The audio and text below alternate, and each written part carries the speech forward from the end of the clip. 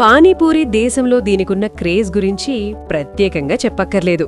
గోల్గప్ప, పుచ్కా పేరేదైనా ఈ street food రుచికి భారతీయులు పెద్ద మొత్తంలో ఫిదా అవుతుంటారు. అమ్మాయిలైతే జరా ప్యాజ్ దాలో భయ్యా అంటూ ఇష్టంగా ప్లేట్లకు ప్లేట్లు లాగించేస్తుంటారు. ఇదంతా మనకి తెలిసిందే కాగా, తాజాగా పానీపూరి వ్యాపారికి సంబంధించిన ఓ స్టోరీ నెట్టింట వైరల్ అవుతోంది. ముఖ్యంగా అతడు నెలకు 90,000 సంపాదిస్తున్నాడన్న వార్త విని నెటిజన్లు విస్మయానికి గురవుతున్నారు. సాఫ్ట్వేర్ ఉద్యోగం కంటే కూడా పానీపూరి బండి పెట్టుకోవడమే మేలని చెబుతున్నారు.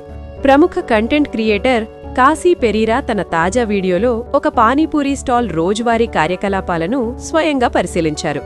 ఈ క్రమంలోనే సదరు వ్యాపారి ఆదాయంపై ఆసక్తికర విషయాలు వెలుగులోకొచ్చాయి.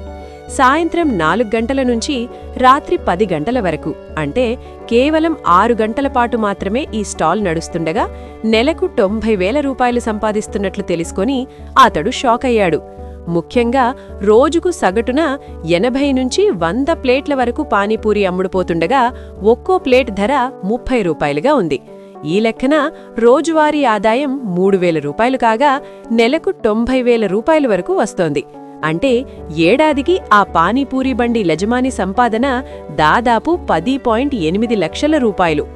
ఈ వివరాలన్నీ వెల్లడిస్తూ కాశీ పెరీరా వీడియోను సోషల్ మీడియాలో పోస్ట్ చేయగా ఇది కాస్త అతి తక్కువ సమయంలోనే నెట్టింట వైరల్గా మారింది.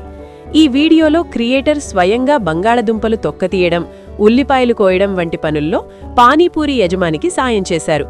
మొదట్లో కొంచెం కంగారుగా అనిపించినా తర్వాత అలవాటైపోయింది అని ఆయన తన అనుభవాన్ని పంచుకున్నారు.